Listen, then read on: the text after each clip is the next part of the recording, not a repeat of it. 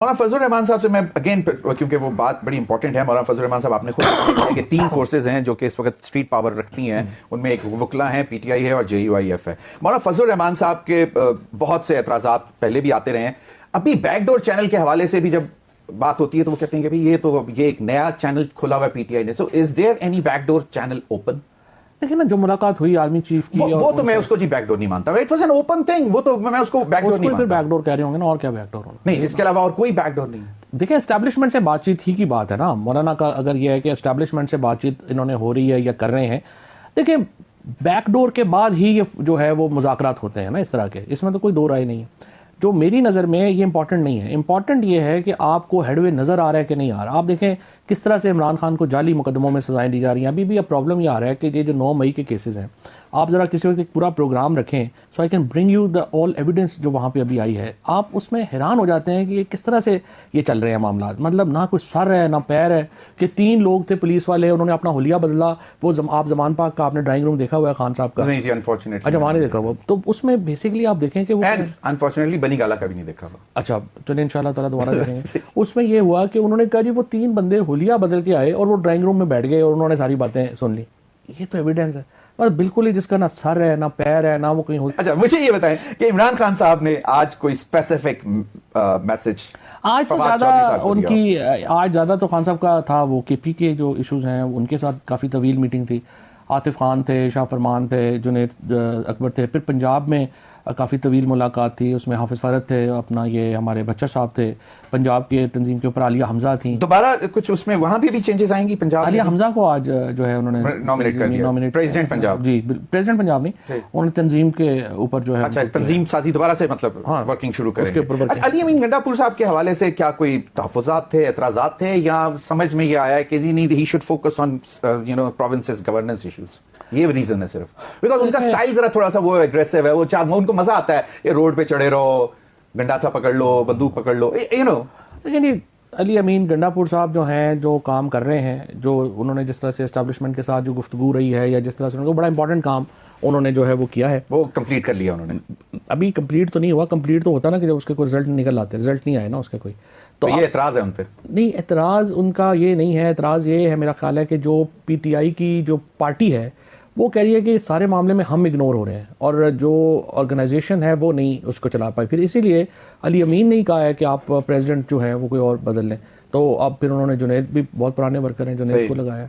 और ऑब्वियसली जुनैद साहब पे बर्डन ज्यादा हो गया। Public accounts committee is a very big task, मतलब बड़ा सीरियस काम जो होता है वहाँ पे। लेकिन आप चूंकि इतने अरसे से देख रहे हैं हुकूमतों को करते, पाकिस्तान के अंदर जब तक इख्तियार ना होना, और तंजीमी ओहदा खाली जो है वो इफेक्टिव नहीं होता। नहीं तो वो अगर सिर्फ लग गए तोशा खाना के ऊपर चीजें निकालने पे, वो कहते हैं मैं 50 साल के तोशा खाना, मतलब ठीक है, पास एंड क्लोज ट्रांजैक्शंस है ना, मूव फॉरवर्ड, मूव ऑन। सिर्फ इमरान खान की जो है वो चलनी है, वो भी खत्म हो गया ना।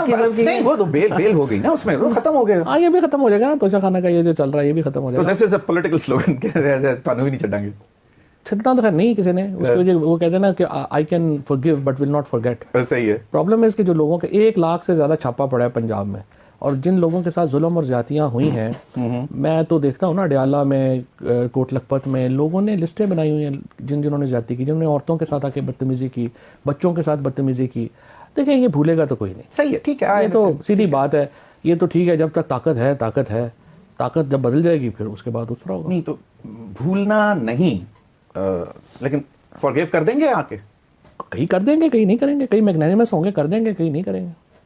सियासत में तो दिल बड़ा करना बस खान साहब ने तो कहा है कि मैं कर दूंगा माफ। खान साहब ने तो कहा ही इज अ मैग्नेनिमस मैन।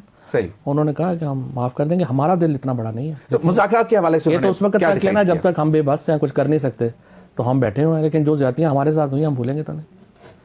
वो तो नहीं, वो तो शायद फॉरगिव भी ना करें। मजे की बात है, आप कह रहे हैं कि खान साहब का दिल बहुत बड़ा है, वो माफ कर देंगे।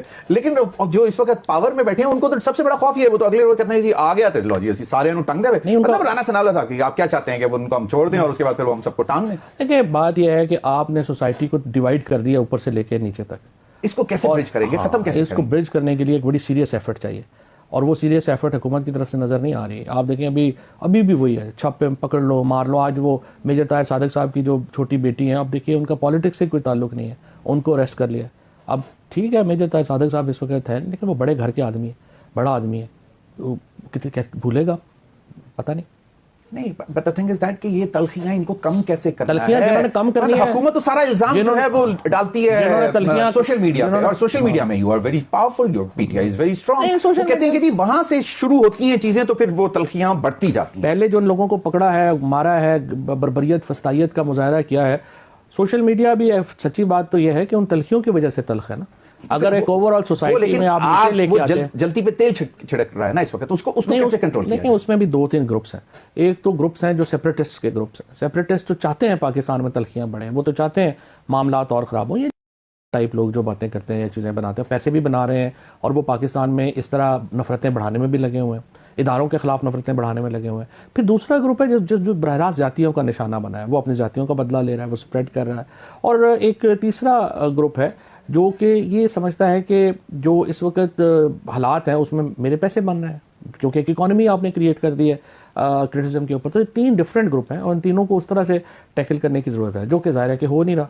यहाँ तो यही है कि बस जो भी बात करे उसको पकड़ लो, उठा लो, जेल में डाल दो, कर दो, ट्रायल कर दो। मुझे आप बताएं, आपने तकरीबन इस वक्त जो 9 मई के मामलात हैं उनमें हज़ारों लोग इन्होंने अरेस्ट किए हैं, 10,000 15,000 बंदा अरेस्ट किया, जो उनके साथ सलूक हुआ है। मुझे बताएं, आप 15,000 को ज़रा देख लेना कि एक फैमिली में अगर 8-8 10-10 लोग भी हैं तो वो फैमिली डायरेक्ट इफेक्ट हो गई है। और आप जो बात कर रहे हैं कि वो फिर सोशल मीडिया पे बदला ले रहे हैं, आपका ये कहने का मतलब बहुत बड़ा तबका है। अच्छा, पीका पे भी थोड़ा सा मैं आपसे कमेंट लूंगा, लेकिन पहले 26वीं आईनी तरमीम को सुप्रीम कोर्ट में चैलेंज। बिलावल साहब कहते हैं कम व्हाट में, नथिंग डूइंग, पार्लियामेंट के अलावा कोई इसको कुछ नहीं कर सकता। देखिए, बात यह है कि बात तो ठीक है उनकी, असूलन तो पार्लियामेंट ही का इख्तियार है कि वो करे, लेकिन पार्लियामेंट ने किया कैसे है? लोगों को आपके सामने उठा लिया गया, उनके घर वालों को जो है वो पकड़ लिया गया, ज़ोर ज़बरदस्ती। अगर ये पार्लियामेंट में बिलावल साहब का मयार है आईनी तरमीम के हक़ में वोट देने का, तो फिर तो आप अंदाज़ा लगा लें कि वो किस किस्म की जमहूरियत के ऊपर यकीन रखते हैं। आपके दौर में एक बिल पास कराने के लिए भी कहां से किस तरह काम ट्विस्टिंग नहीं करवाई जाती थी? किस मसलन मुझे एक बहुत सारे बिल खुद बोला हुआ है, आपके लीडर्स ने बोला हुआ है कि जी हमें मैनेज करके दिए जाते थे कि हाँ ये बिल लाओ और ये करो। नहीं, बिल्कुल। इमरान इस्माइल साहब कई दफा बोल चुके हैं। एक भी आदमी को किसी ने धमकी नहीं दी कभी, एक भी आदमी को किसी ने नहीं किया। और क्या करना है, लोगों को इस मन में उठा के ले गए हैं। देखिए, आप फॉल्स पैरेलल तो ना क्रिएट करें। नहीं, मैं कह रहा हूं कि मतलब कोई छोटा गलती है या बड़ी नहीं ना। बात यह है कि पार्लियामेंट चली इस तरह ना, उस वक्त भी ऐसी चली थी। बिल्कुल ऐसे नहीं चली। देखिए, एक इशू है, जो इशू है आप पहले समझ जाएंगे ना, फिर आप हम मेजॉरिटी गवर्नमेंट नहीं थे, हम कोलिशन गवर्नमेंट थे। आपका मतलब है कि उस वक्त कन्विंस किया जाता था कि ये इंपॉर्टेंट लेजिस्लेशन है इन द नेशनल इंटरेस्ट और इसलिए तो आपको आना पड़ेगा। सिंपल। और इस दफा जो हुआ है वो इट्स लाइक कोरिजन। ये तो कोरिजन है, फस्तायत और बर्बरियत का इजहार हुआ है जो एमएनए। अच्छा, अभी आपको क्या लगता है कि where would this case go in Supreme Court? Bilawal साहब कहते हैं कि वो तो कुछ भी नहीं हो सकता, अगर होगा तो पार्लियामेंट होगा। एक बात यह है कि पार्लियामेंट आज़ाद होती और एक लीगली इलेक्ट होकर आती तो पार्लियामेंट ही का राइट था, लेकिन पार्लियामेंट में बिलावल साहब की अपनी 27 सीटों के साथ उनके वालिद साहब जो है मुल्क के सदर हैं, इससे बड़ा मजाक क्या होगा पार्लियामेंट का? और 18 सीटों के साथ शहबाज शरीफ वज़ीर आज़म है, इससे बड़ा मजाक क्या होगा? सो प्रॉब्लम इज़ कि पार्लियामेंट के अंदर ये जो इख्तियार है, मैं आई एग्री है, पार्लियामान का है, लेकिन प्रॉब्लम यह है कि मुल्क में आइन सुप्रीम है, पार्लियामान सुप्रीम नहीं है। और आइन के तहत आर्टिकल 239 में जब आप अमेंडमेंट करनी है, it has to express the free will of the people of Pakistan. Agreed. और ये फ्री विल ही नहीं है। अच्छा, ओके, डन। तो मतलब all eggs are in the Supreme Court basket. Supreme Court में अगर 26वीं आईनी तरमीम फुल कोर्ट बने तभी है ना, अगर जिन जजों को फायदा हुआ है उससे, अगर उन्होंने भी सुना। अच्छा, अगर बन जाता है, फैसला आ भी जाता है, तो हमने तो बहुत से देखे वक्त पर इलेक्शन होने चाहिए, ये 16 मई या 14 मई को इंतखाबात होने चाहिए, नहीं हुए। नहीं, जो नशिस्तों के ऊपर अभी तक कोई फैसला नहीं आया।